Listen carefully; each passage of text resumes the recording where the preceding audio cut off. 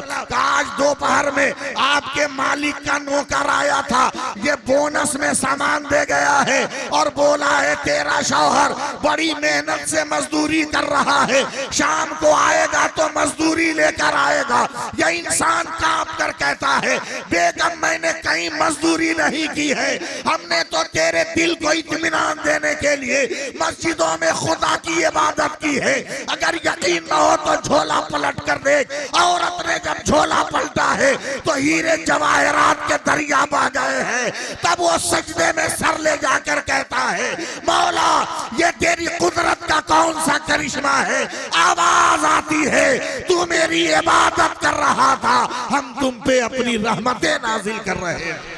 सुभान अल्लाह। नारे तकबीर, नारे रिसालत, उलमाए अहले सुन्नत, बहारे अव्वल कॉन्फ्रेंस जिंदाबाद। इसलिए मुसलमानों नमाजें पढ़ो, नबी का फैजान लो।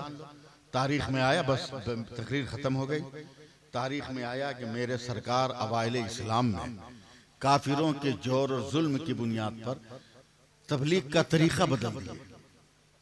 मुंह से बोलने से जुल्म करते थे तो मेरे सरकार काबा के दरवाजे पे खड़े हो जाते, और मक्का के बड़े बड़े काफिरों के बच्चे जब खेलने के लिए निकलते शहर में घर से, तो मेरे नबी एक एक बच्चे को बुलाते।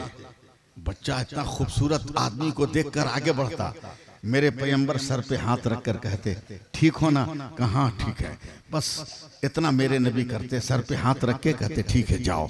बच्चे घंटा 2 घंटा खेलते, और जब घर जाते तो माँ बाप पकड़ के उसको सूंघते थे। कहाँ था, किस इत्र वाले के पास था, किस खुशबू वाले के पास गया?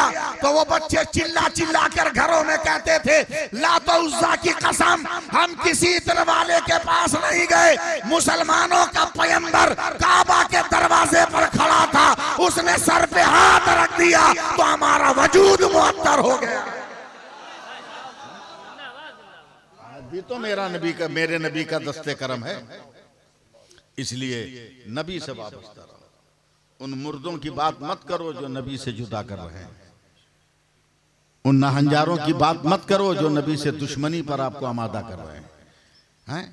आज अगर ममता बनर्जी बोल दे कि 1 लाख रुपया मिलेगा पर हेड, 3 घंटा हमारा झंडा उठाना है, बस्ती में 1 आदमी रहेगा, उसमें गिनती गिनिएगा अहले हदीस कौन है, वहाबी कौन है, तबलीगी जमात वाला कौन है, शिया कौन है, सब भागेगा। बाप रे बाप, 3 घंटा में 1 लाख रुपया मिलेगा है? और यहाँ झंडा उठाओ तो जन्नत की नेमत मिल रही है, रहमतों का गुहार मिल रहा है, और फिर भी इंसान कह रहा है कहां से साबित है ये? जहां से तू साबित है वहीं से ये भी साबित है। इसलिए मैं बातें खत्म करता हुआ आपसे गुजारिश कर रहा हूं, अपील कर रहा हूं, मुसलमानों जिंदगी के बहुत सारे मरहले आपने गुजार दिए, अब नमाजें पढ़ लो, अब नमाजें पढ़ लो,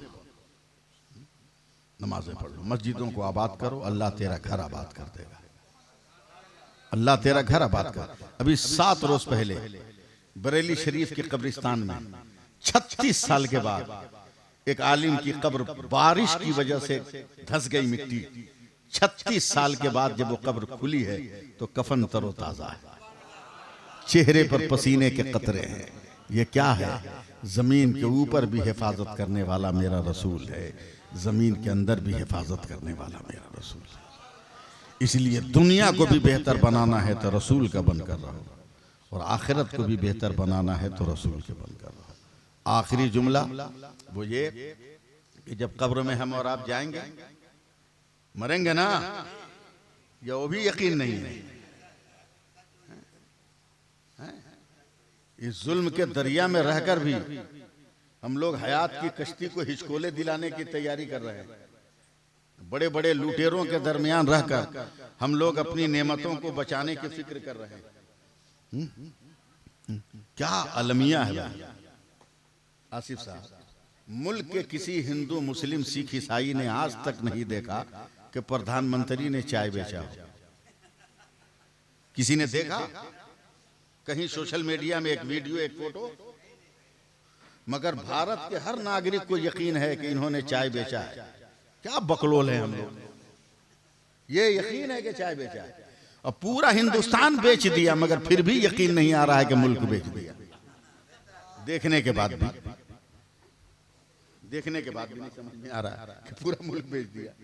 बस एकदम आखिरी लफ्ज है, जब कब्र में हम लोग जाएंगे फरिश्ते सवाल करेंगे। मैं सिर्फ नबी की मोहब्बत समझा रहा हूं। पहला सवाल, मन रब्बो का, ईमान वाले थे हम, जवाब दे दिया रब्बी अल्लाह, मेरा रब अल्लाह, मगर जन्नत की खिड़की नहीं खुली, जन्नत का दरवाजा नहीं खुला। दूसरा सवाल, वमा दीनों का, तुम्हारा दीन क्या है? हम ईमान वाले थे, हमने जवाब दे दिया हमारा दीन इस्लाम है। सुभान अल्लाह बोलिए। अभी भी जन्नत का दरवाजा नहीं खुला, लेकिन जैसे ही फरिश्तों ने कहा मा कुंता तक़ूलु फी शान हाज़र रजुल, और हमने कह दिया हाज़ा मुहम्मदुर रसूलुल्लाह, तो अल्लाह फरमाता है जन्नत के दरवाजे खोल दे। बता, जमीन के ऊपर भी कौन काम आ रहा है और जमीन के भीतर भी कौन काम आ रहा है? इसलिए मैं 3 शेर पढ़कर आपसे रुखसत हो रहा हूं, समझे? सिर्फ 3 शेर पढ़कर आपसे रुखसत हो रहा हूं। और 3 शेर छोड़िए, मैं सिर्फ 4 मिसरे पढ़कर, पता नहीं किसके मिसरे हैं, यानी मुझे नहीं मालूम, मगर दिल को लग गया इसलिए मैं सुना रहा हूं। आसिफ भाई को सुना रहा हूं ये 4 मिसरे, और मैं आपसे रुखसत हो जाऊं। आया न कोई हर्फ, अलिफ लाम बच गया।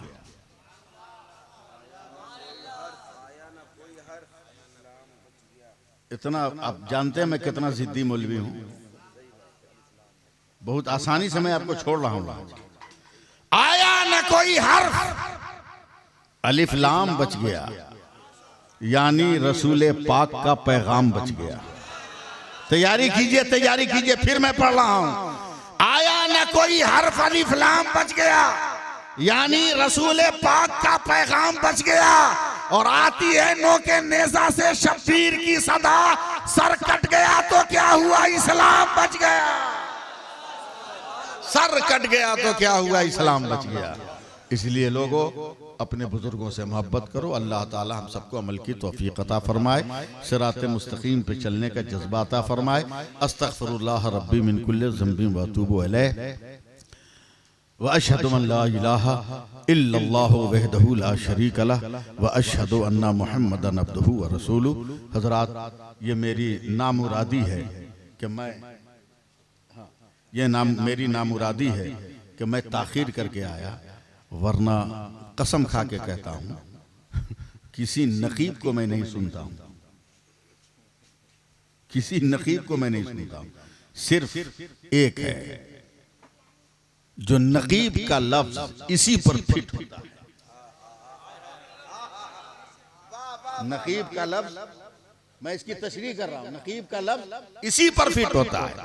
यह सिर्फ जलसों की नकाबत नहीं कर रहा है, आप नहीं जानते।